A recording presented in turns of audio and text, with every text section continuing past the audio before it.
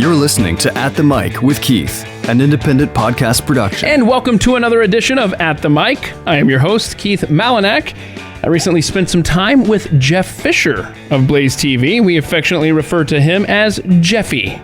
He and I discussed a lot of stuff recently, like growing up in Michigan and how he lost a gig for something a microphone picked up at a football stadium.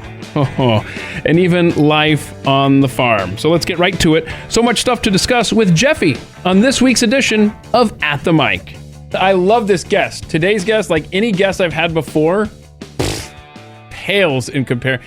This guest cast a long shadow. Sorry, I couldn't resist. It'll be the only one.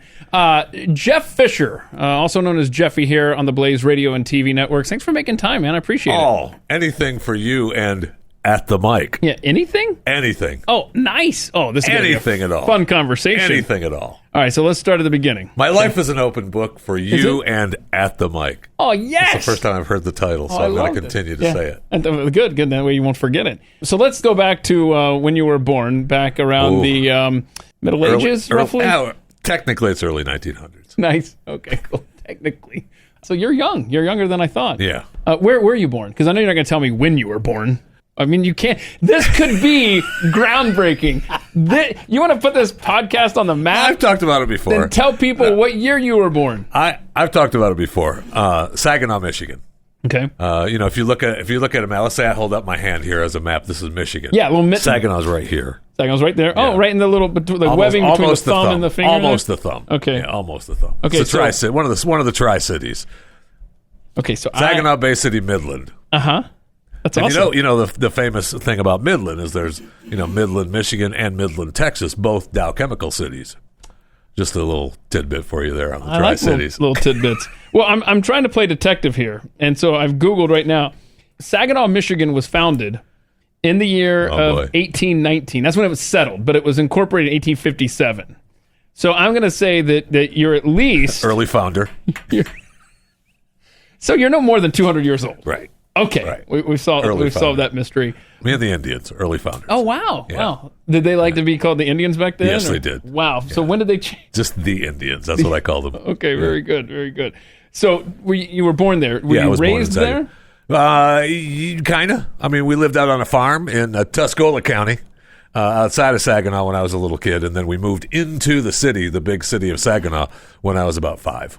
So you are familiar when you talk about farms and animals and stuff like that. You've literally lived on a farm. Yeah. That's awesome, man. We lived on a farm, and my grandparents were farmers, and my mom's family were all farmers. Heck yeah. What were some of the duties you had to do around a farm? That. Oh, I remember we had a chicken coop, and we had the milk house for the cows being milked and holding. Well, milk the cow. They still actually had machines.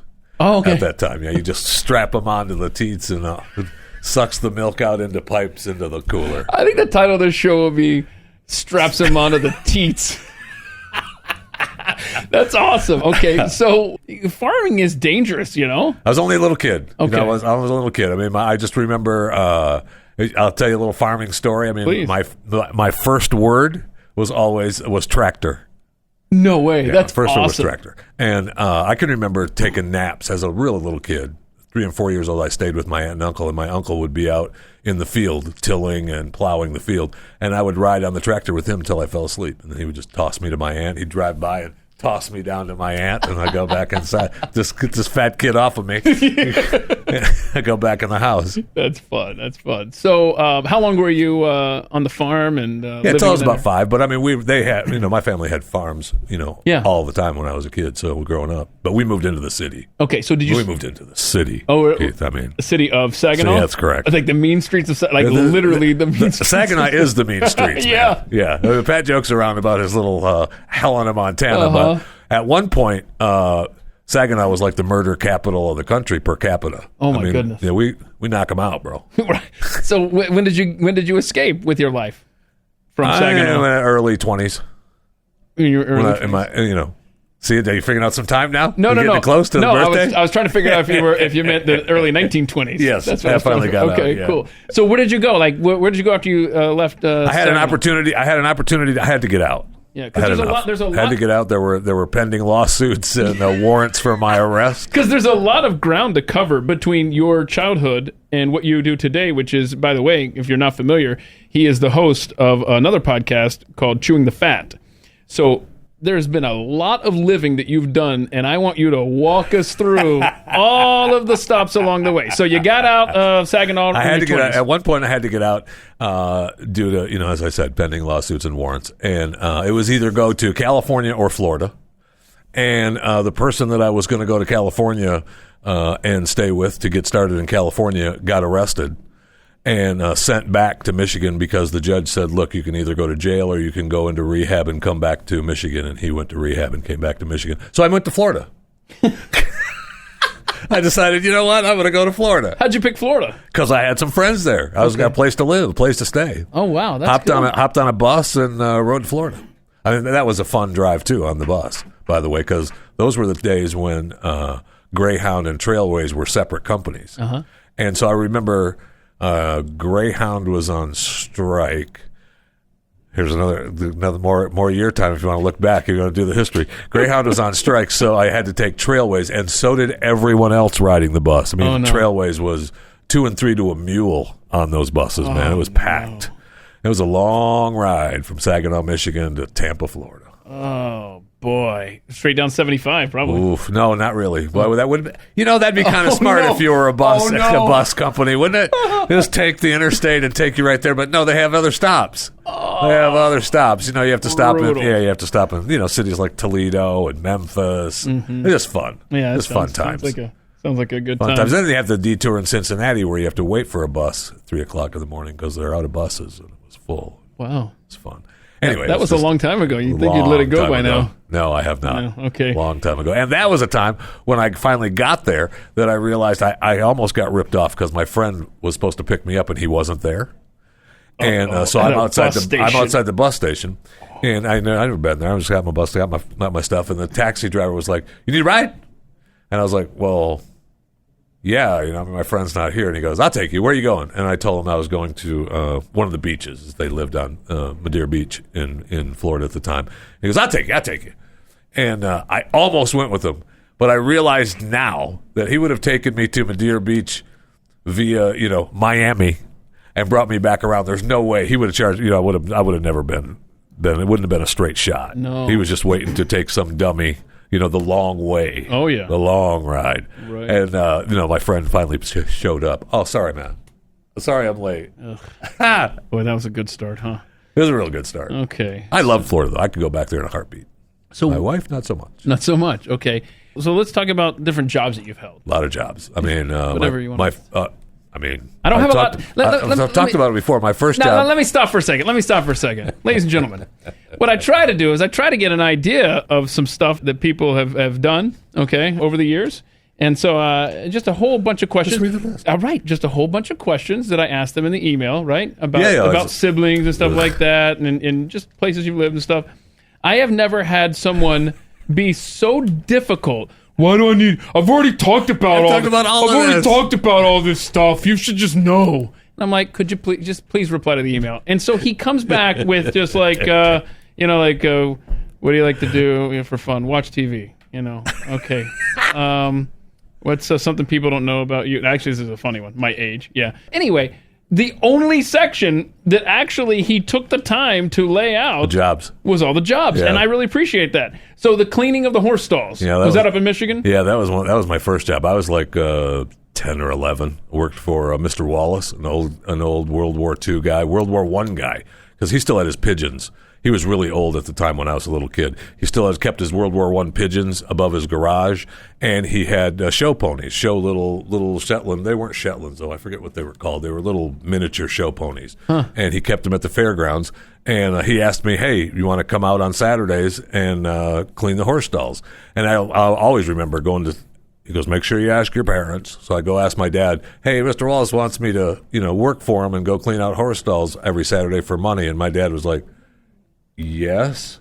Yes. Uh-huh. Now, think about this. Would you let your 11-year-old kid, today's world, go with an old man on his own Saturday mornings out to the fairgrounds, in parentheses, to to clean the horse stalls and drive home. I mean, I don't know that I would do that today. I don't know how well I know this person, but that's what I mean. And never mind that your angle on this, Dad. I don't want to clean up horse poop. Oh, it didn't matter. It didn't matter. That was a job. I needed money. I'm a little kid, man. I'm looking for candy money. How was that? And oh man, was that fun? Oh man. I mean, I'd be like, nothing like shoveling stalls and hosing them down and brushing the horses and then bringing in new straw and wheelbarring all the old straw with horse poop in it out to the manure pile. Yeah, it was fun. Fun. I don't know that it would be. Oh, it was great. So, okay, so do you like working around horses and working? No. Oh man. Or did that ruin it for you? All right. So when were you a PA announcer for football games? That was all through. I mean, almost all. I mean, I did a bunch of stuff. Predominantly, the PA stuff was right after high school when I was working at a record store and a head shop at the same time. It was a record store and a head shop. What's a head shop? Selling drug paraphernalia, pipes. Oh, really? Scales. Wow, shows I need to get scales, out more. cut. We sold all kinds of albums and tapes and music, along with a lot of paraphernalia. That is awesome. Oh man! I at the end I was managing one of the stores. The company that I worked for had like 6 stores, and the big drug dealers of the town would come in and they'd buy their scales and their cut and all their stuff. But the one guy, the biggest guy, he did not want to be there when the store was open. So he would always give me a tip to be there early in the morning. Nice. So that he could get his stuff when the store wasn't open. And he would always leave an extra tip. A tip? An extra tip. Now, the tip looked like... I was going to say, is it monetary? The tip looked like... Oh, no, here we go. A clear plastic bag full of something. I don't know what it was. Because I never tried it. It's baking soda. Probably. Right? Could have been. I don't know. I never opened it. And... That is awesome. Well, good for you. I want to ask you... But I also was doing the PA work at that time, too. Well, and I did that for a long time until I did... And I've talked about these stories before, but I mean, the reason I stopped doing the PA work because... do you know, now they have like little foot pedals where it turns the mic on and off. What? When you're talking into at the PA system. I'm seriously not familiar. It's just a pedal or a hand button. We have the hand buttons, but the foot pedal is just easy, so you always remember to step on it when you talk. Oh, that's interesting. So, but we didn't have that. We just had a little switch on the mic on and off. So if you forget to turn that. Oh, no. I've had issues with forgetting to turn the mic off my entire broadcasting career. So I'm up in the box and we're, first down and 10, Arthur Hale, whatever, and a flag on the play, and there's the ref throws a flag, and I'm like, my buddy and I used to do the PA work, and I don't forget how much we got paid. It was nothing, we just did it for the heck of it and to have, money to buy baking soda. Baking soda, yeah. And so the flag gets called, and I'm like, flag on the play. And I turned to my buddy, I'm like, I cannot believe he called a penalty on that. That is unbelievable. And so you realize that the mic is on when you look down at the field and the referee's stopping the clock and looking up at the booth, and the stands down below you are all turning their head up to the box. That was my last game at the PA box. Oh, no. For that team. Yeah, Jeff, we're not going to... Now, did you drop any words that maybe little kids shouldn't hear? No. Oh, well, that's disappointing. That's just fun. You're a fan. Yeah. They did not like me questioning the referee from the PA box. Sure. So the bathroom incident here at the Blaze that you referred to, where you left your microphone on, and it could have been much worse. Could have been. I'll say. But you left your mic on for that. You left your mic on at the PA. Any other hot mic moments? There was one time comes to mind is I was working for country station, 1450 JB Country. All right. And I just remember doing something that was wrong. It was the weekend. I got how I got that job. I walked up I was looking for a job. And I walked up, I said, there's a radio station in town. It was a small town where my mother-in-law lived in Florida. And I said, I'm going to go see. I'm just going to go over there and talk to him. And when I walked up, there was one guy loading the van with equipment because they were going to, broadcast a local baseball game, and it was, remote. And I walked up, and he was loading stuff, and I just started loading stuff with him. And I said, "Hey, my name's Jeff Fisher. I was just, I'm looking for a job, whatever." He's like, "Well, I had a guy just quit. You can start next Saturday." Good timing. And I was like, "I'm in." Good for you. So he, of course, is there the next Saturday, and he's going through what needs to happen and everything on my shift. And I get done with one time, and I lean back, and I'm like, I know, I should have freaking did this or whatever. And he's like, and he just walks into the room, shuts the mic off. Oh no. Yep. I'm like, you just got to remember to turn the mic on and off. It's an important thing. It is an important thing. Important thing in broadcasting. I'll say, as long as we're talking about hot mic moments, when I was in Charleston, South Carolina, I sat in the corner, a dark corner of the studio for the morning show. And the guy running the board was on the other side of me here. And then the host was in the studio. And I'll never forget, we were all talking, I don't even know what we were talking about. But this big roach, the palmetto bugs in South Carolina, oh yeah, huge. Big boys, crawls over my foot in this dark corner of the studio. I, of course, drop an obscenity. Yeah. And then I just calmly walk around over behind the board, hit the dump button. Good move. And mosey right back to my spot. Great move. Yeah. You just don't make a big deal about it. Just great move. Walk over there and move on. So that's one time that I've been regrettable on air. Well, that's a poor you covered yourself, though. Yeah. I'm regrettable all the time. But that's the one time that I dropped a bad word.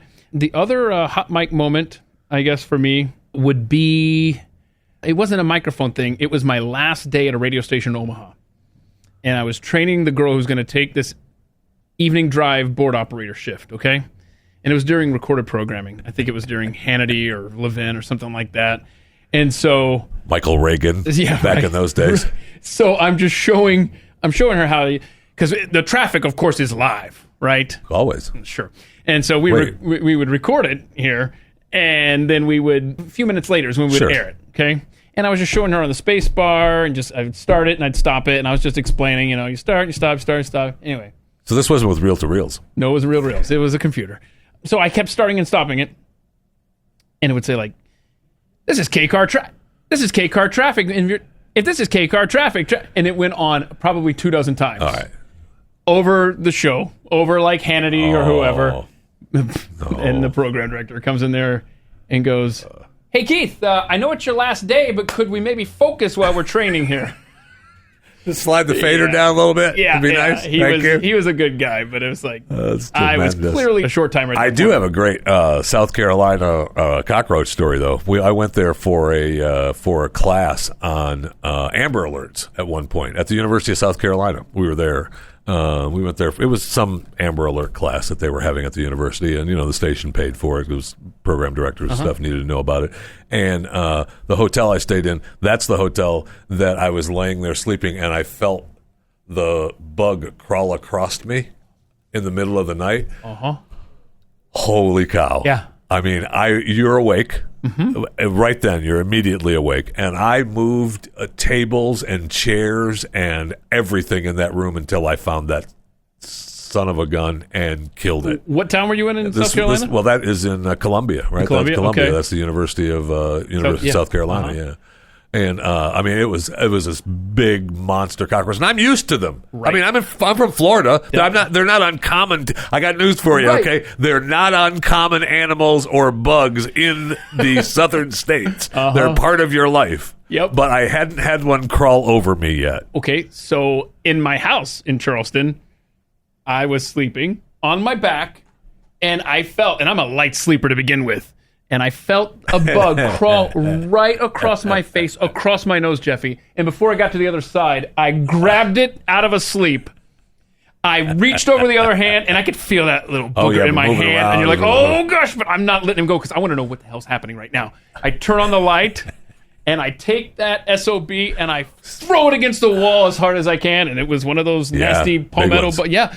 And then one morning, because you live this life too, we get here so early in the mornings. You and I are here, and the sun doesn't come up for hours. Forever. So one morning, I'm show prepping for the morning show in Charleston, and I'm in my cubicle, in my cubby, and this palmetto bug just wanders by like, hey, what's up, And you're like, oh, no, it's on now. So it crawls underneath to the next cubby. I go over there and I greet it, and I step on it so hard, man. and I lift my foot up after stepping on about 5 times, and it's like, that's all you got, and it keeps going to the next one. Oh yeah, you can. They're survivors. Yeah. I did it again. He kept going to the next one, He finally runs out of real estate, and I'm waiting over there with a big box of printer paper. Full box of printer paper. I drop it on him. I jump up and down on the box of printer paper. You will die. And that day, it happened. He finally died after running 4 cubby holes away. He finally met his match. When I teamed up with the box of printer paper is when I finally got this guy dead. But these guys do not die. No, they do not. Okay. So very difficult.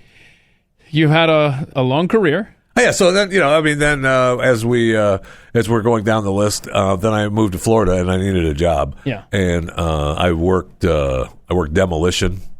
I ran a jackhammer. I don't even think that's on the list. No, demolition, a jackhammer. Yeah, I ran a jackhammer. You got to be strong to be handling that thing. Myself, and a guy from where the heck was he from? He was a biker. Man, I don't remember, but we were working at the old VA hospital. They were refurbishing it all, but they were demolishing the original walls and everything except the main structure, the main foundation. So we would show up every day, and how I got that job is a weird place in itself. But I ended up showing up every day, stringing a jackhammer up over the scaffolding every morning with my man, the biker, and we just knocked down walls all day long. That had to be fun, kind of like it was fun. Except you're outside, you're up early every day, you're running a jackhammer. I remember it was cold and rainy one morning, and the guy that was giving me a ride, he's at the front door. Come on, we're late. You're late. This motherfucker was going back to bed. So I needed a job. That's when I went into the grocery business. Okay. But yeah, I got that job. I walked up and they had day workers, and if you got picked, then you could show up every day and work. Okay, but you had to get picked first. So the first day you show up, you don't get picked. That's just part of the deal. Huh. So you show up the next day, you finally get picked because people leave all the time. The day workers, They show up, they don't want to do it, they leave. And does the amount of melatonin you have determine if you get picked or not? It didn't at that time. Okay. It didn't at that time. It may today. I don't know that. I'm just curious. But I do know that the head guy, he told me, go work with this other guy in some room in one of the buildings to tear it down. And that he was so lazy and didn't do any work. And the head guy, the foreman, was so mad at the end of the day. Because I tell you something, big boy, you do work like that again, you're not going to work here after tomorrow. And so he put me to work with an old guy the next day. Okay. And I just worked real hard and did a thing. Well, the old guy was the owner of the company from Alabama. Huh. And he loaned me money for shoes and boots because I was broke, man. I didn't have any money. I needed a job. That's why I came to Florida. I needed a job. Yeah. And he loaned me money. He was really a great guy. And I worked for him for quite a while until I just couldn't take it anymore. I had enough.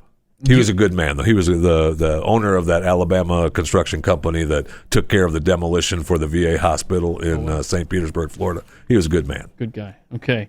Stop me if you have a good tale with any of these other jobs you've had. Selling compact cleaning systems. Oh, well, that was even before. That was in Michigan. How'd that go? Yeah, that was not well. The compact cleaning system is, some people would sell me on it, baby. Sell me. Some people would say that it's like a vacuum cleaner, but it really isn't. Because, Keith, what do you have in a vacuum? It sucks. Just in a vacuum itself. What's in a vacuum? Nothing, right? There's nothing in a vacuum. Yeah, okay. That's what's happening when you try to sweep with your regular vacuum cleaner. Oh. But with the compact cleaning system, we're creating a cleaning product that cleans. And let me show you the difference. Okay. And you'd show the people the difference. Yeah. And it worked. It was a great product. But it was really way too expensive. And, I sold maybe 2. And one was to my mom. Awesome. And then I went to work for selling carpeting for a while, door to door. Okay. They had people that would call and say, "Hey, for a free gift, can we give you a demonstration as a free carpeting?" So you'd show up and people want the free gift, but they're gonna you try to sell them carpeting, and try to sell them carpeting and tile, and then they sit through the presentation. It's almost and then they yes or no, and then they want the free gift, and the free gift is nothing. It's like a keychain. Yeah, it's a little present that's could Why be anything. Why doesn't the compact cleaning company get into business with a flooring company and you could demonstrate how the product works on this new carpet? Okay, so you talked about the music store and the head shop. Tell me about your life working at a grocery store. I mean, no offense, but that seems like that would be a conflict of interest. Why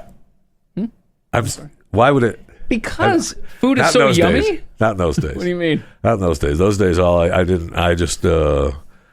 lived on a number of other items other than food. So, well said. So, it was important to eat. So, I mean, there may have been a number of boxes that got damaged that I could purchase at a cheaper price to take home and eat. No, knowing that it was fresh. I had a radio station job, and one of the listeners who loved us worked for Nabisco. Okay. And when I got fired from that job, I was out of work for a while, and he contacted me and said, "Dude, you need a job? I'll get you a job at Nabisco." Okay. And I was like, "Well, yeah, I need a job." So I went to work for Nabisco. And then I was working part-time, and you go to stores and you set up stuff and you order the goods, and then they deliver the goods and you put up the displays and you put them on the shelf. That's what you do. Mm-hmm. And that was a part-time gig, and then they were going to give me a full-time job with Nabisco. I went to their big sales meeting, and they were all ready to give me all kinds of equipment to take home and have a full-time job. And my wife was, at that time was like, "Okay, good, you're getting, you're back to work, you got a job." And I went to this meeting, and I sat in the back, and I told a couple of jokes during the meeting, and nobody laughed, and nobody had a sense of humor. No. At the end of the day, I'm like, I'm not working for these people. Yeah. I'm not doing it. And I can remember coming home and telling my wife, "Look, I'm not. It's not going to happen. I know we needed, I know that we need extra money, and we need," because she had a pretty good job at the time. And so, I mean, it was okay that there wasn't a lot of income from me at the time. Okay. And but I was like, I'm not working full time for these people. No, not going to happen. I'm going to go back. I got a couple other radio station jobs. I'm going to go do that. Yeah. I worked there for a while part time in between trying to get the radio station job, but it was just being full time with them, and, I just couldn't do it. Now I got you. So when did you get into radio? And before you answer that, have you always, from the moment you said the word tractor, had a yes. booming voice? Yeah, I mean, I was always the announcer at schools. Mm-hmm. I was part of the audio visual club at the schools. Yeah. One of the reasons that it's important to be part of the audio visual club at schools is because you get out of class. Other classes need your assistance. So I knew the whole school. You were scared. You were Jeffy Scams. I knew all the teachers. I knew all the kids. I'd show up in class, set up all kinds of movie equipment and show equipments and overhead projectors and all that stuff. Hey, what's happening? How you doing? Yeah, I'm here for you. And so I did all that. That's cool. And then I remember winning an album at a radio station. And I went, and I don't know how old, I mean, maybe a little kid, I'm a little kid that I won an album. And you couldn't, as a little kid, you're not winning that stuff today's world, right? I mean, I won the record. It was, 10 o'clock at night or something, and I called, and when the guy, "Hey, you won, all right, you come and get it." And I remember going to the radio station and picking up my album, and, he goes, "You want to look around?" I was like, "Heck yeah, I want to look around." And I always had, the wooden stick as a microphone. You're always doing all the announcing, all that stuff. And I remember looking in I seriously can still see it, looking into the radio booth. And the DJ had his back to me, and he's got a cigarette going and a cup of coffee, and there's turntables and the mic and the dials and the lights. And I'm like, yep, that. I want to do that. That right there, yep. And that's cool. That was it. That's cool. So take me through your getting into radio. It's been a long time since there's been cigarettes and coffee around with the microphone or a turntable, yeah. So did you learn the first board I learned on? Yeah, it was the dials. It was the big pots. Yeah, the big circles. I'm calling them dials, but the big pots. Yeah. Yeah. So instead of just faders up and sliders, down. Yeah, the little. Yeah, it's the same thing. Same thing. Once you get past, wow, that looks so different. It's the same stupid thing. Same thing, just circle instead of a right. line. Yeah. And you can switch. You have the A/B program audition switch underneath and everything. It's the same stupid thing. So take me through your radio career that got you to working with Glenn in Tampa. How did you end up with Glenn, I guess, is the short question. Short question is I was working for the radio station that Glenn came to work for. in Tampa, 970 WFLA, and the program I was working that shift that he was on as a board op producer, Gotcha. part of the show. Okay. And when Glenn came, we pretty much hated each other, which is true today. Actually, it's come full circle. And there may have been a day or two in there when we didn't actually hate each other, and then it came back.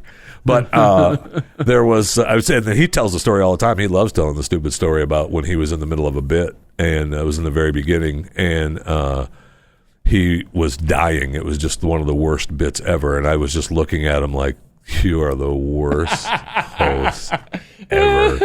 And he went to break. He points to me to go to break, and I just looked at him and shook my head like, no. And I finally, he's looking at me like, go to freaking break. He's got that look on his face. I'm fine.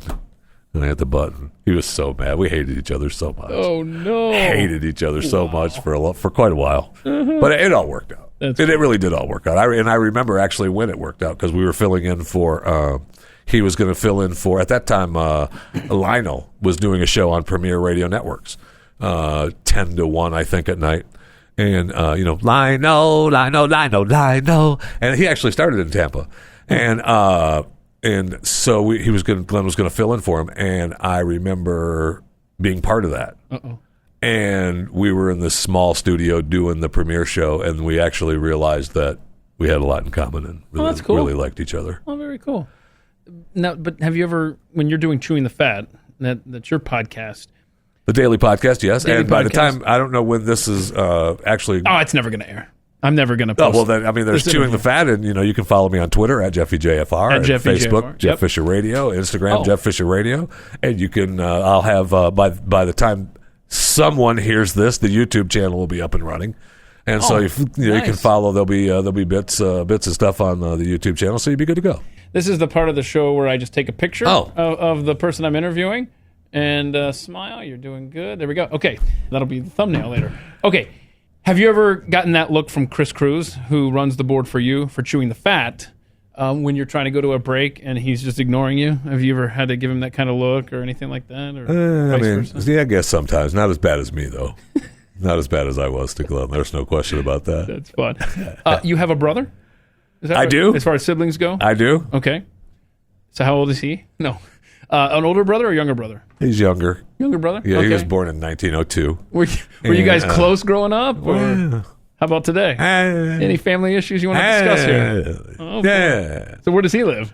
Yeah. Good talk. Now, you did not go... I'll give you an example of this is my brother. My brother was born at the wrong time in his life. All right, no.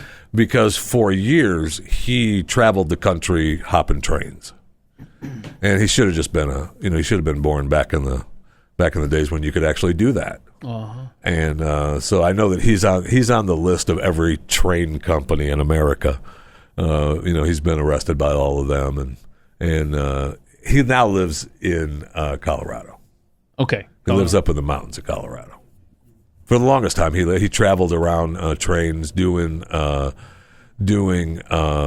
field work. When he needed money, he'd pick blueberries up north, and he'd come down south and pick orange. He just did that kind of stuff. I got you. And You're close. Obviously, I you're really talk to close. him once in a while. Once in a while. Okay. It's been a long time. Okay. Been a long time. You... No, this is I love good. him. I love him, though. He's my brother, right? I guess you do. My brother, right? Sounds like it. Okay. You wanted to go to college, but you haven't yet? We're both different people. Are you still planning to? We're both or different people. One day Go to college? Go to college? Yeah, I signed all up for it and everything. So what happened? Just not into it? Yeah.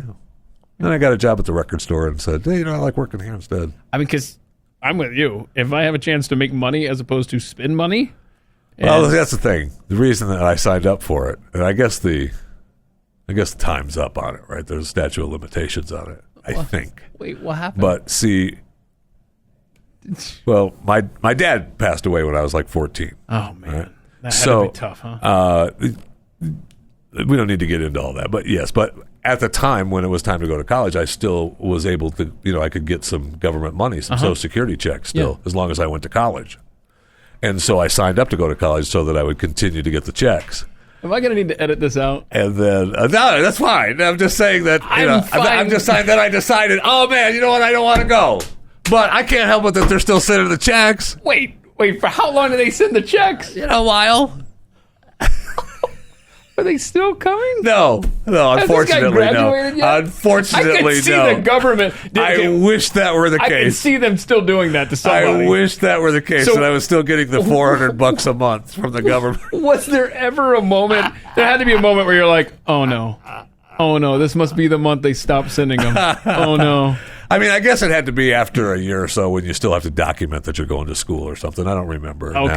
Now. Okay. So it wasn't very long. I mean, it was just, look, it's not my fault. Look, I was going to go. Right.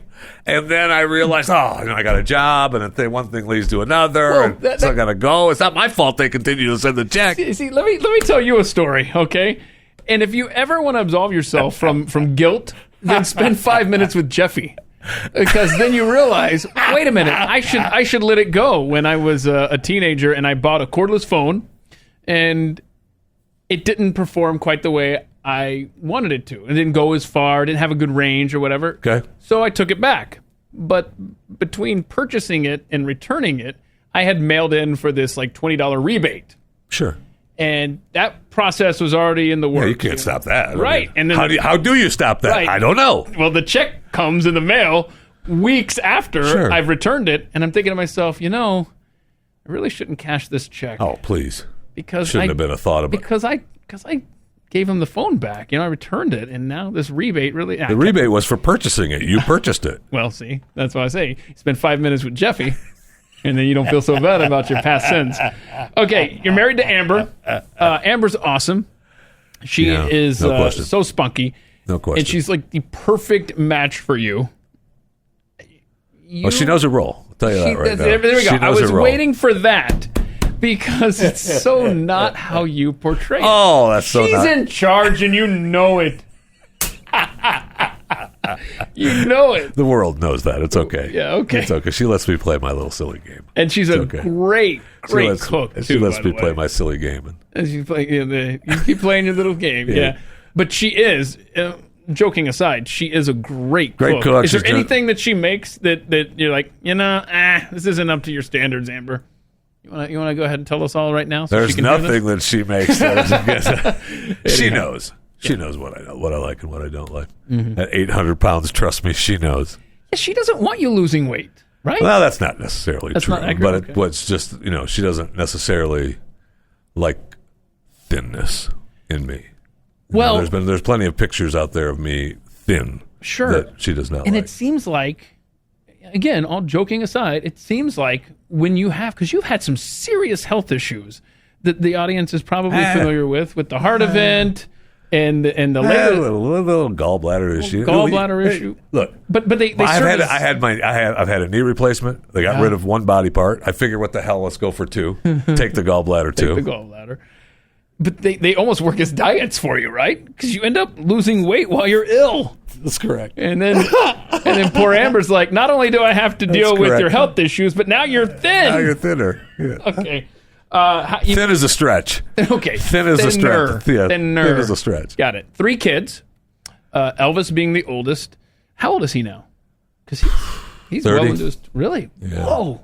Okay. Time flies, man. I know. Good grief. I know. I was just looking at some pictures of when he was, because now we're getting into, in this time is when college players are committing to universities and stuff and going through. I remember the whole process of colleges recruiting him around the country. It was so much fun. It was so fun. And are you So happy good that he ended up with times. Missouri? Yeah, I mean, I guess that had to be right. Yeah. I mean, he really wanted to go to Florida, and Urban Meyer met with us a couple times, and then he didn't recruit him. I was really pissed. And then we went up there for one camp for the University of Florida, and Elvis looked great, and I thought for sure that he was going to get an offer, and they didn't give it to him. I mean, even the school magazines and stuff were talking to me and talking to him, and they were like, I can't believe they're not giving him an offer. I was really bummed that he didn't go to Florida. So then he decided that he was going to go. He said, you know what, I'm just going to go to USF. I was announcing for USF at the time, doing color broadcast for USF radio broadcast, and it would have been fine. So he decides that he's going to go to USF, and they had been recruiting him since about 9th grade. Wow. What's his face? Jim Levitt at the time was head coach and they'd been recruiting him for forever, saying, "This is your hometown boy. Stick with USF. Let's go. Stay home." And so, about a week before, one of the players that had said they were going to go to USF from Elvis's school had decided, "You know what? I'm not going to go to USF. I'm going to go to West Virginia." And Jim Levitt was pissed. And so when Elvis called and said, "Hey, coach, I want to, make a decision. I want to come to USF," he goes, "I'm not ready to accept I'm not ready to accept it now." So he was holding it against him? Yes. So Elvis hangs up the phone, and he goes, "I got to go for a drive." And so he leaves. And 3 USF coaches called the house saying, "Coach Levitt doesn't know what he's doing. Don't worry about it. He's fine. He'll get a scholarship here. Levitt's just mad at the other kid. Don't worry about it. Everything's fine." And I'm like, "You missed it, bro. You missed it. Your time. I mean, good luck. Good luck." That's what I told him. I said, "Good luck." And so when Elvis was out for his drive, then pissed off at USF, the recruiting coach from the University of Missouri, who had met with us a couple times already, happened to call Elvis. Well, good timing, huh? And said, "Hey, how's it going?" And so we're going to the University of Missouri. How great is that? Yeah. And he played left tackle. He was awesome. Prior to the one knee injury, he would have been definitely drafted in the first, probably second or third round. Yeah. He was great. And then had the injury, got the extra year. Anyway, it's a long, he did get to go to the NFL anyway. Played in the NFL year, for the Patriots. For a year, and then he wussed out. And I wish I could talk to him now, but I can't because he's a wuss. Okay, very good. Your other son, Max, Eagle Scout recently. Doing awesome. great. He's just getting ready to turn 18. 18. I won't know how old he is after this. Incredible. I was just thinking about the time when he was born. I was working with Glenn in Tampa. Glenn and Stu and I were doing the show in Tampa 18 years ago, and I came to work that day. He was born early in the morning. What am I supposed to do? Stay in the hospital all day? What They're fine. What else do There's you need doctors, me for? there's nurses, the wife is taking care of the kid. I'm fine. I'm out. Right. I got work to do. What else do you need me to do? I mean, I took care of all my obligations. I'll be back later. 9 months ago. I'll be back later. So I'll be back later. So I go to work, and I remember coming around the corner, and Glenn's like, "What are you doing here?" I was like, "I'm here at work. We got a show to do. We're putting on a national show. Let's go." And so I just remember the bit of we then for the day, and there's audio somewhere out there of Stu being Amber waiting on the street corner for me to come and pick her up because I just left her at the hospital. So good.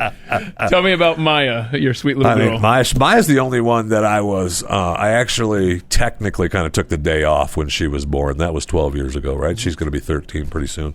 I was forced to supposedly take the day off, but she was born on June 1st, which is the first day of hurricane season, which is a big deal in Florida. Exactly. Right? Yep. So she was born early too, and I was so close, man, so close to going in. And instead I just did I called in and we did a big hurricane portion of the show and talked about her being born and everything. But so technically I didn't go in. All right. Because I worked the first day that Elvis was born too. He was born in the morning, and I was running, I was working for Winn-Dixie at the time, grocery store chain then when he was born. And I had a store to run. Yeah. And it was like he was born, and I'm like, everything, all right, I'm out. Wow. I'm out. That's awesome. So when you have downtime, we know that you enjoy watching TV shows. And, I do. And in all honesty, if I have a question about a show, I'm not being smart here. If I'm like, hey, I wonder if that's any good. Let me ask Jeffy. 99% of the time, he's like, no, I don't know. It's just this, blah, blah, blah. Or, that's a big boy show. I don't know if you can handle it. I started with the big boy show because of Pat and Glenn. And they were, when working with them, it got me to, they're like my kids with shows, because they can't have the swearing, and they can't have this, and there's too much of this and too okay. So I started, that's my review of big guy shows. Big guy show. That's it. Big guy show. You can watch it, but it's a big guy show. So there's gonna be some big guy stuff. Okay. Think about that, baby. What else do you do besides watch every TV show ever produced? Well, I do not watch every TV show, but I do try to keep up with quite a few. And look, the content is incredible these days. There's so much good stuff out there, and you just get locked in. Like this weekend, sure, I could have worked on other stuff. Sure, I could have worked on other stuff, but I'll date the recording of this podcast because Amazon just released Hunters. With Al Pacino. Okay. And they are hunting Nazis. Yeah, that looks pretty decent. And so, why not just binge that for the weekend? How was it? It was okay. It was okay? It was okay. I enjoyed it. It was a big guy show? I enjoyed it. It is a big guy show. It is a big guy show. I mean, I enjoyed it. I really enjoyed Al Pacino. It made me really like him again all over again. Oh, wow. I mean, he's such an incredible actor. I mean, I just love him, and I always have. And I was making fun of him just last week because his girlfriend, dropped him because he was an elderly man now and he's old. But he's so. I mean, the guy is incredible in this show, and he's just this. And this guy's almost 80. He's just incredible in this show. But the show itself is. Okay. I mean, I did enjoy it. Had potential. It wasn't what I thought it was going to be. Okay. So I know you're the world's biggest, no pun intended, Walking Dead fan. And so much so that you have another podcast called Talking Walking Dead. Yeah. It's back on too. Second half of season 10. Don't date this podcast. Oh yeah, sorry. Anyway. Sorry. Talking Walking Dead. Every week it's on. When the show is on, the podcast is on. Much better. Thank you. Give me your favorite TV show right now if you couldn't pick Walking Dead.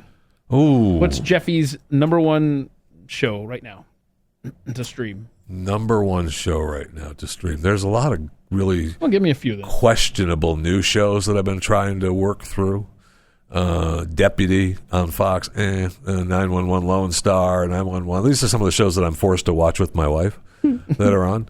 So I'm kind of, and you can listen to Chewing the Fat, and we update those shows as they go. Some of the, I really, what I'm fascinated with, and I just love are the troubled detective shows. And whenever I find them, I'm watching them, and there's plenty like coming from Europe. Netflix has European deputy shows, detective shows that are the troubled detective, that drinks and smokes and has family problems, but he's solving these big cases, and he's so focused on the case, the rest of his life is a shambles. I mean, I can't get enough of those. I cannot get enough of them. And there's so many good ones that just, and I don't, if I have to have closed caption because it's in a different language, I don't care. You don't care. I'll figure it out. Wow. I mean, I just love the detective shows. I get distracted by those closed by the the translation. After a while, you thing. get a good idea of what they're saying. I mean, so you're just kind of like, okay. Are you learning languages through Netflix detective shows? I would say no, because I don't know that I could actually talk to them in their language, but kind of like half. I kind of understand what they're doing, where they're at. I could go to the country and have a beer. Mm-hmm. And sit down and talk and say, I can't speak your language, but talk to me.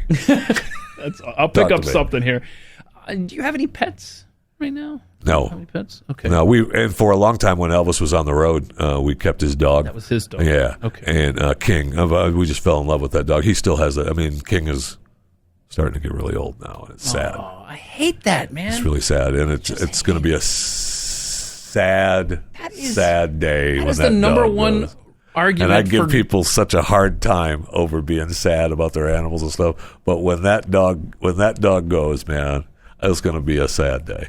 I would like to point out that now that you mentioned this, that reminds me when you go, I give people a hard time about their pets dying. I remember one morning I was running late. I was like, yeah, my 17-and-a-half-year-old cat, Gertrude, the one that fetches and all this stuff. Sorry, man, she died. I'm running late. Just to give you a heads up. Don't worry about me. Blah, blah, what? Blah. Hold on. No response. I'm like, well, maybe the text didn't. You know what? No, I think he's just a jerk. So I'm going to just carry on with my day and hope that he doesn't call and ask me, where are you? So just want to. I'm supposed to respond. I just want to point that out. I'm supposed to respond. I don't know. Oh, I'm sorry. Take your time or whatever. I don't know. But That was just that. I'd forgotten all about that until right now. You go, I give people a hard time when their pets die. And I was like, wait a minute. Yeah. So, do you have any fun talents or anything like that that we don't know about? I mean, you wrote in the email response when I asked that question, you wrote, no talent. Wow, that's in depth. What anything? What do you want? Can from you me? dance? Yeah. Wait, there is footage somewhere out there of you dancing. I used bad. to with prior to bad knees. I always had bad knees, but prior to knees that really hurt all the time. Pretty good dancer. Yeah. I taught myself how to juggle. Oh. I taught myself one summer working at the record store when there was nobody there. In those days, you bought we sold dishwasher fluid. It's called D3 fluid that helps clean your records, your albums. And I'm sure it's still available if you have albums and want to clean them. You have to have something to keep them clean. And I used to use the small bottles of that dishwasher fluid all summer long in the store. Taught myself how to juggle with those. Oh, that's cool. And what if you dropped it? Would it just go splatter? No, it's just a everywhere? hard plastic bottle. Okay. It's not, and if it did, so what? It's not my store. Clean it up. Jeff Fisher, ladies and gentlemen. What is something? My product. What do I care? There we go. I love this. Another question I asked in the email was, what is something people don't know about you my age? Anything else you want to tell us about? I mean, that's just it's a thing that started because, it ticked Glenn off, not knowing my age. And in fact, it's been, that's so, when you have something to bug him with. He actually has taken my children off to the side at events and asked them seriously to tell them, seriously, how old is your dad? Is he slipping them 20s? And I don't care what he's slipping them. My kids answer that question. They are gone. Get out. They are gone. They will find a new house to live in, and they know it. And they know it. So they've never given no, in. No, in fact, it's like he just asked me. Dad, Glenn just asked me how old you are. That is so funny. And it's just a stupid ongoing thing that I am not letting go of now. Right. I'm not letting go of now. In fact, there's only there's a few people that obviously it's not that big. I will tell you this. It's a big deal because it's just stupid. It's just funny, yeah, right? It's just fun to do and drag on. I know Natasha knows because she's had to book travel for you before. I swore her to and I wanted you to know secrecy. As recently as your last birthday, she still won't tell anybody. I love her for that. So FYI, I love her for that. Your secret's still safe over there. What is something you might want to accomplish in your lifetime? Any big goals? Anything that you want to do? No, you're just like, I'm happy. I'm perfect. So nothing. I'm good. What are you going to do with life? What's going to... Okay, I love this question. I guess you're supposed to have a bucket list of things you want to do. Yeah, that's what I was going to get to. This is my last question. Yeah. Because I asked you in the email, I said, do you have a bucket list? Jeffy's response now, yes. Okay, I mean... Really? That's helpful. I thought the question was, do you have a shopping list? And I didn't. It's a bucket list was the question. I guess. I'm sorry. I didn't. Know Anything that. you? I don't know. Yeah. I don't. I mean, do you want to travel anywhere? Who cares? You want to? You can see the world right in front. I can stay in my room in a comfortable chair and see the world. I agree. I got a 70-inch screen. See the world. Yeah. Yeah. And that looks beautiful. And my stepdad, who I love, his famous line was, Dad, I traveled all over the world. There's no place better than the United States. You don't need to go anywhere else. Until you see the entire United States, shut up. Thank you. And that's good. He believed it, and I believe it. There's there's a few places here in the States that I'd like to go that I haven't been. And, I'd like to take the family, and see some places. But, it's here in the States. I don't travel. What's your favorite part of the country? Oh, Florida. Really? Yeah, Florida. I love Florida. Is it the beaches? It's just. You're a big fan of humidity? Is that what it is? That's what it is, the humidity. I am. I don't sweat enough. And Florida's really, it's important that, you walk outside the house and you sweat. Right. And you walk from the car, air-conditioned, to an air-conditioned building, and in between, you sweat. You sweat. Are we talking about Florida or Houston? Yeah, I know. Dallas, living here in the Metroplex, is a lot like Tampa Bay without the water. I just miss the water. I like seeing the water. But when we lived in the Northeast, for a while when we were doing the show out of New York, out of Manhattan.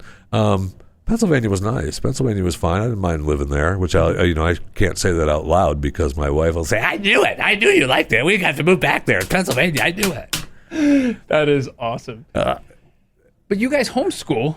Yeah. In Pennsylvania, so the reason I know this all just kind of clicked when you said that. When we were moving, a deal. Well, when we were moving up there, I wanted to live in Pennsylvania. Yeah. And I found a place in New Jersey instead. I thought, oh gosh, I'm going to be Georgia boy living in New Jersey. Right. Are you kidding me? And it turned out their homeschool laws in New Jersey were much more lax than Pennsylvania. So when you guys were up there in Manhattan, you were living in Pennsylvania. Were you homeschooling at the time? When we first moved there, Max went to school. Went to an actual school. It was right by where we were living. I mean, it was just like next door was the school. Uh-huh.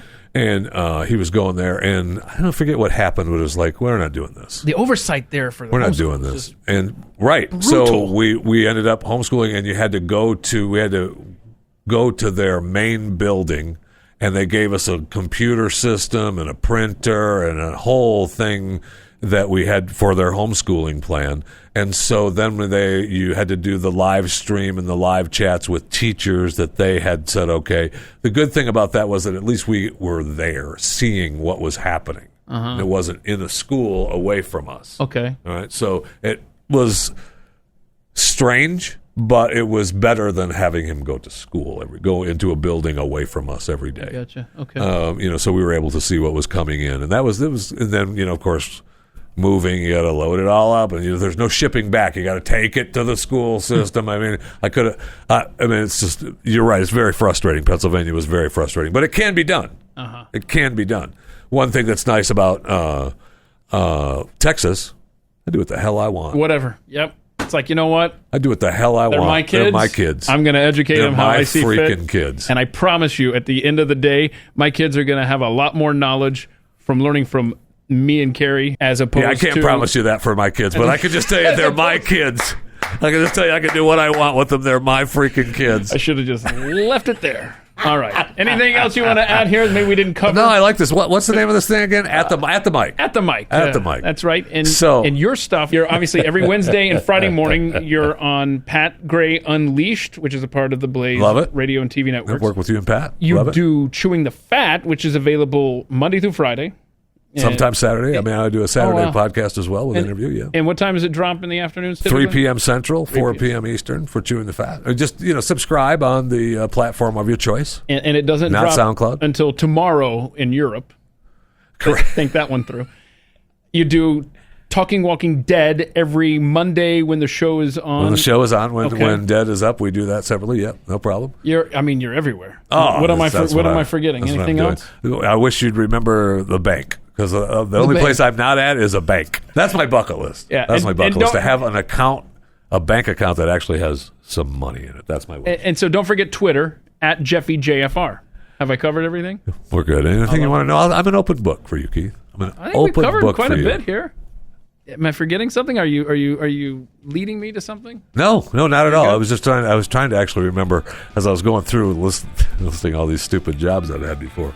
Trying to remember if there was a job in there that I can't remember that I held, because there were a number of things that I did. Now, those aren't considered jobs, though. Those are called scams, and the police department frowns upon you calling them jobs. All right, Jeff Fisher, everybody, Jeffy from the Blaze. Thanks so much for making time. I appreciate it. I love it. Absolutely. This has been At the Mic with Keith, an independent podcast production. Look for At the Mic Show on Twitter to connect.